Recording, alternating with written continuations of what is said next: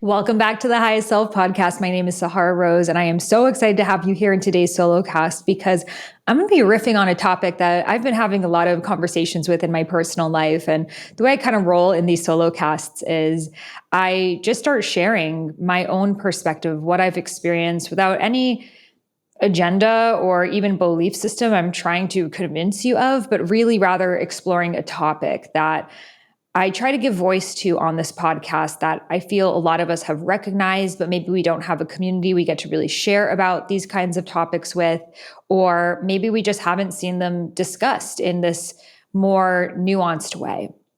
So I wanted to talk about this word that you may have heard around the spiritual community, and this is the concept of spiritual ego. So first of all, what is spiritual ego? Well, there's no Webster's definition, but to me, the way that I see it is the way that our ego takes a different shape and form, guising spirituality as a way to make us feel superior to others. Now, am I here to obliterate the ego? No, I love my ego. Such a good ego. I love a big ego. Who remembers that song, Destiny's Child? So the ego has your personality, it has your preferences, it has your beliefs, it has your values.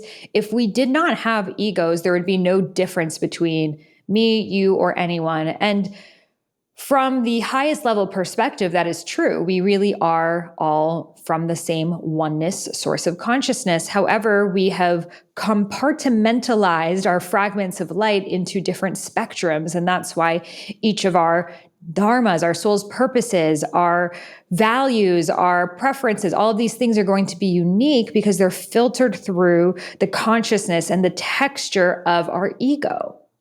So to say that I'm here to shatter the ego is first of all, it's not being honest because you're not. And what happens sometimes when we say I'm going beyond ego, it becomes another way that our ego tries to make us feel like we are better than other people.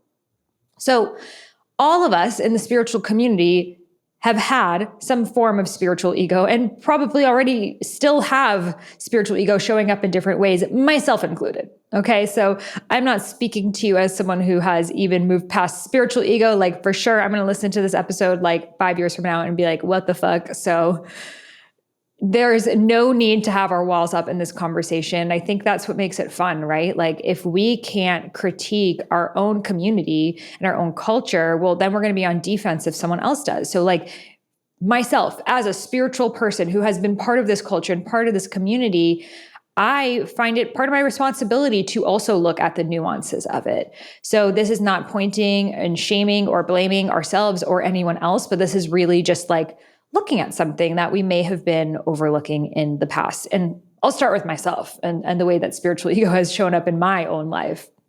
So for those of you who don't know my background, I actually was on a pathway to be an international human rights lawyer. And I went to school in DC and I was working at nonprofits and I experienced really bad health issues when I was 21 years old and my body started shutting down and went into perimenopause. And because of that, I had to go to many different doctors who prescribed me tons of prescription medication, hormone replacement therapy, which brought me on a journey of needing to learn how to self-heal, which brought me to Ayurveda, the world's oldest health system and sister science of yoga, which brought me on the spiritual journey. So like many of us, I got on this journey because I needed to learn how to heal myself. Not because I thought it was cool, not because I at all wanted to be part of the culture. I didn't even know about the culture, but it was for my own need. And I think for most of us, it comes from this really pure place of I'm sick, or I'm hurt, or I feel pain, or whatever the thing is. And what spirituality can give us is this higher level perspective of how things are interconnected. In my own journey, spirituality is what allowed me to see the connection between my physical symptoms and my mental attributes, and then connect it to my dharma, my soul's purpose, something even beyond that. So it has been extremely monumental in my life. However, the spiritual ego started showing up for me when I became very, very regimented in my spiritual practice. So it started for me even before my health problems with Ashtanga yoga. I became a very devout Ashtanga yogi, practicing Mysore style practice for 3 hours a day, then became a raw vegan and was like one of those raw vegan was part of my personality. I started a raw vegan blog because that's just what you did in the late 2000s. And I spent all my time studying spiritual texts, and I kind of only want to talk to other people who are on the spiritual journey. And then as soon as I graduated college, I moved to India. I was studying Ayurveda. I was constantly looking to find new ashrams to stay at or gurus to learn from. And I was hungry for spiritual knowledge. And I shifted everything about myself from, of course, who I surrounded myself by, but even my clothes. I would wear really baggy, loose clothes, very the monk look. I listened mostly to mantra-based music. I wanted to only read spiritual texts. I was just very, very mindful of any media that I consumed. And again, a lot of that came from a beautiful place of wearing jeans is super tight and constricting. Why would I want to wear that? These loose, baggy clothing are so much more comfortable. Watching horrible TV shows is toxic in the mind. Why would I want to watch that? So it didn't come from a place of I'm doing this to fit into a culture and community consciously.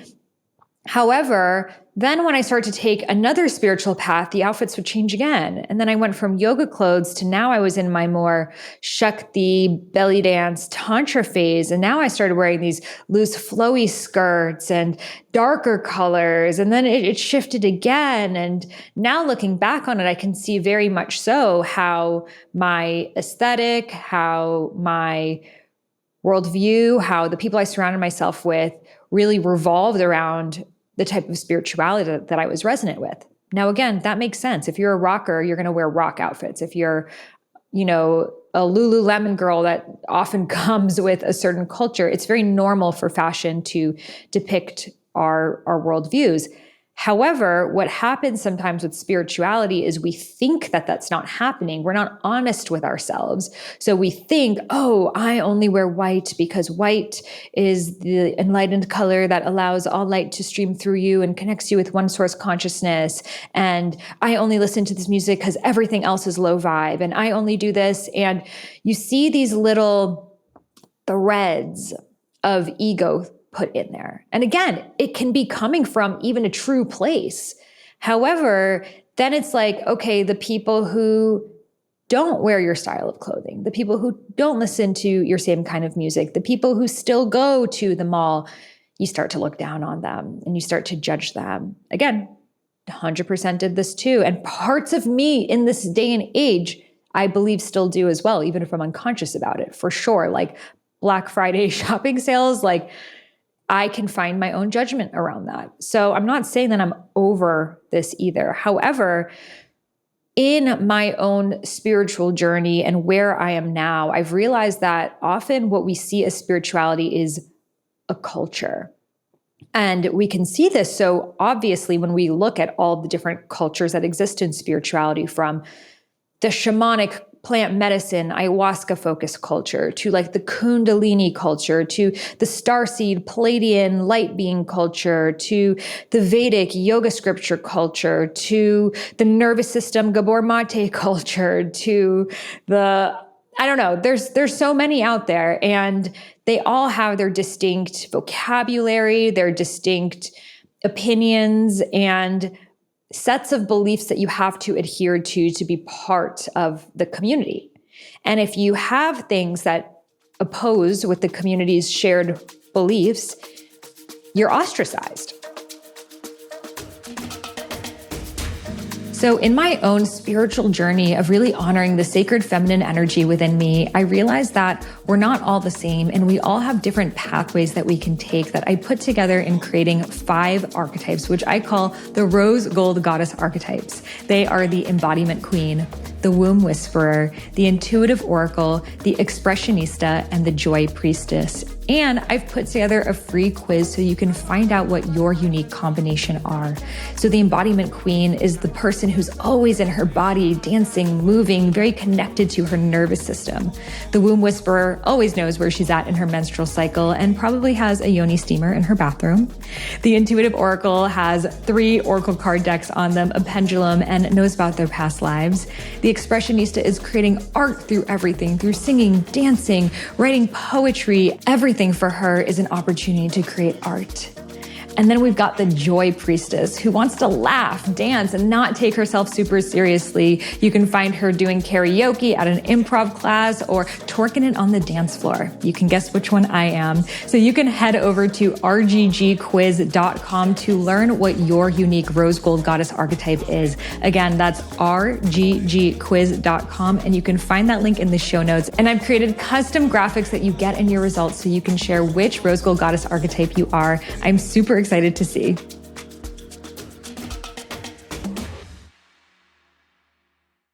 Now, whether you're actually like physically part of this community, like you're part of a club or I don't know, a membership or even a cult or something like that, like it could be to that extreme, but there's also unconscious ways of maybe it's everyone that you just follow on social media and the content that you consume and the people that you follow. And you notice like, okay, I'm in this ascension culture that we are always talking about ascension and the levels of ascension, and that's our language and that's our vocabulary. But here I am questioning whether any of this really exists. And part of me has a lot of doubt and a lot of hesitation. Well, if you bring that into these communities, they're going to meet you with a huge wall because that's going to trigger their own worldviews and perspectives. So oftentimes we think that when we're spiritual, we're being more open, but it could just mean we're adhering to another preconceived set of values that spiritual lineage, or even a lot of it isn't even from a lineage, it's very new, but that group of people has decided to agree on, right? So for example, a friend of mine, Kyle, and I, we did these like funny skits because both of us love to just like do improv and, you know, make fun of ourselves. And I was like the nervous system healing girl, and he was like the ayahuasca bro. And we're like having this back and forth conversation. It was so interesting for both of us to recognize ourselves in that and how you could almost predict what that person is going to respond without even knowing them because of the way that that demographic responds to certain questions. Now, again, does this exist in every culture? Yes, absolutely. And I'm not saying that it's right or wrong. We create patterns to make sense of things. The thing that I'm pointing out is that in spirituality, we often think it's ourselves creating them, and we don't recognize that we're just in another culture. So in my own journey now, going from Ashtanga yoga to more of the divine feminine belly dance realm, and then moving back to the US from India and, you know, rediscovering myself in more of the festival scene culture, and then moving into the entrepreneurship space, like the conscious entrepreneurship space, and just different dances throughout my life. And part of myself that I sort of abandoned in this journey was the part of me that loves to twerk, the part of me that's super playful and silly, the part of me that loves beauty and, you know, getting dressed up and finds makeup even to be beautiful. Those parts of me were shunned out because they weren't part of what was supposed to be spiritual, right? Like, you know, maybe you could dress in a certain way if that's like the Dakini Tantra girl aesthetic, or if that's the whatever aesthetic, but it couldn't be just me, right? Because I needed to look the part. I needed to sound the part. So when I started to bring in these other aspects of myself back into integration, such as my dancing, belly dancing, twerking, shaking, my love for hip hop and reggaeton music, my just like jokester, playful energy, the fact that I swear, like all of these different pieces into it, it was very triggering for people. And to this day, I still get a lot of hate for it because it doesn't make sense in people's perspective of, oh, well, if you're spiritual and you wrote these books on Ayurveda and Deepak Chopra wrote your forwards and this, like, how could you be showing yourself shaking your ass in a drum circle? Like, that does not make sense in people's perspectives, because they see someone who dances and is free in their bodies. They have their own set of judgments around that, mostly the slut shaming kind of judgments. And then people that you see as spiritual and almighty and holy and better than now, it's like, oh, if they, take down their hair, then all of a sudden they're no longer in that beautiful cloud-like realm that you've put them into. So it creates this questioning and creates this juxtaposition. It's hard for people to then classify you. So then they become triggered, right? And that's just been my path, I think, and maybe in this lifetime as well, but it's always been my path of just creating my own mix of things and following what excites me, even if it doesn't fit into the cultural norm. So I'll share an example that happened recently. For those of you who don't know, I'm also a DJ, and I was DJing at a conscious festival, and I was playing my set, and my set has everything. It's very multicultural, multidimensional, and it's really focused on like Shakti twerk ecstatic dance. So started with bass, and then I brought in some hip hop music, because to me, hip hop music is like the ultimate way to just release your root chakra. And also that is where the twerk move comes from. It comes from the Nola bouncing, which has origins from African dance. So to me, it's you must honor that culture and where it comes from and play that music, because that's part of the entire picture. So I'm playing hip hop music, and people were having the best time ever. And so many people came up to me saying like, thank you so much for playing that. And when I say hip hop, I mean, I'm playing old school hip hop. Like, I'm playing Missy Elliott, I'm playing Genuine, I'm playing My Neck, My Back, I'm playing, just like the fun 2004 hits, and I play the clean versions too. So people were thanking me, saying, I've never had so much fun at a conscious festival before. Like, it's typically like when you're spiritual, you have to listen to this like super like airy spiritual music, and everyone's just like waving their hands like this, and there's like no hips involved. So thank you for bringing that in. Because I also played a lot of reggaeton and Brazilian funk and Afro beats. But then later I found out a few days after that there were a number of people who were very triggered by my music, and they complained to the festival, and they said that that was ratchet. Okay. So that was ratchet, that it is considered trashy to play hip hop music, to twerk, to express yourself in that way. And I found it very interesting, because that same festival had people doing tantric orgies, people, full sets of everyone naked and eye gazing and very sexually free and open. Yet, if I play hip hop music, that's off the table. That's now too much. That is considered ratchet. But the tantric orgy is sacred. This show is sponsored by BetterHelp. We all need someone to lean on, or at least someone to talk to, because life is crazy and a lot goes on that's out of our control. And sometimes we just need someone to hear us out, to give us the support that we need so we can come back into alignment. And this is why therapy is so important. It's nothing to be ashamed about, like former generations have felt, but it's actually, to me, I'm like, shout your therapist out, because a girl is always looking for a good one. And I find a lot of really great ones with BetterHelp. That's where I'm currently matched with one. I love them because you don't need to actually drive anywhere and be stuck in traffic and be like stressed out about going to your therapist, but it makes it really easy. They're all online, they're affordable, and they'll match you with a new one according to your survey. So you can fill out information about yourself and get matched with your perfect therapist, and actually try out different ones until you find your right fit. So to get 10% off your first month, head over to betterhelp.com/Sahara. Again, that's BetterHelp, HELP.com/Sahara. And you can find that link in the show notes. So I share this because that's the spiritual ego coming in of like, this is what's accepted in our norm, in our community. But anything outside of that, no, that's not allowed. That's not what we do here. That's bringing down the vibe. That's creating the wrong culture that we're separating ourselves from. When My Neck, My Back is literally just a woman reclaiming her pleasure. She is voicing what she desires. And keep in mind too, she's a Black woman in doing so, and the triggering that happens, because for me as a brown woman, I definitely get a lot of prejudice, but Black women even get it more so, which I want to recognize here. And the fact that playing, music from Black culture was so triggering for people, felt low class for them, shows the internalized racism as well as patriarchy in the spiritual community.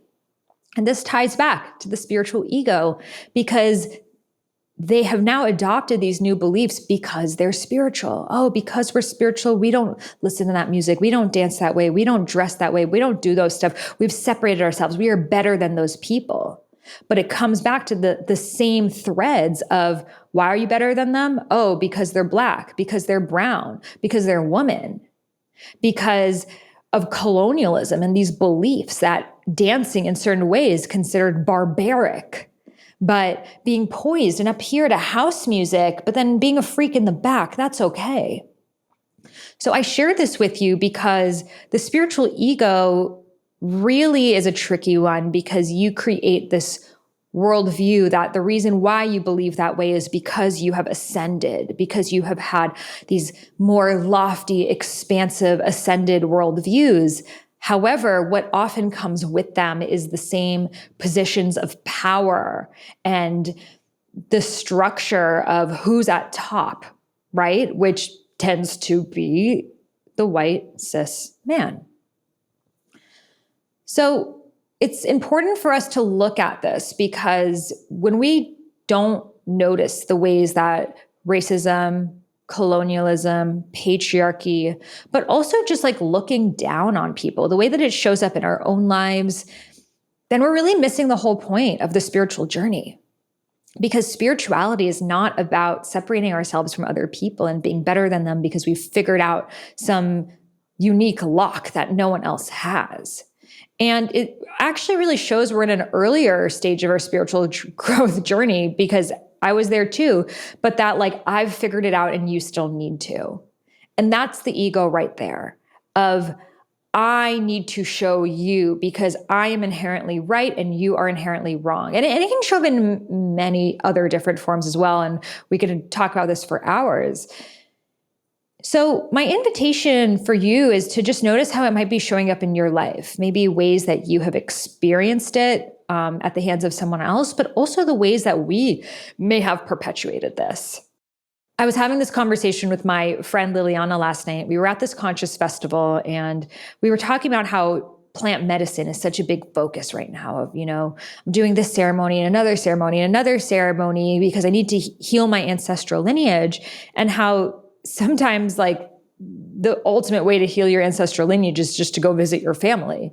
And you really don't need to do medicine. Just like whatever is showing up for you right there in that conversation are the very aspects of yourself that get to be healed. And sometimes it's easier for us to be in the ceremonial out-of-body space and be like healing our lineage in our own psyche rather than having these physical conversations with the living people who are right in front of us. Because those living people who are right in front of us are going to have some responses that we might not like.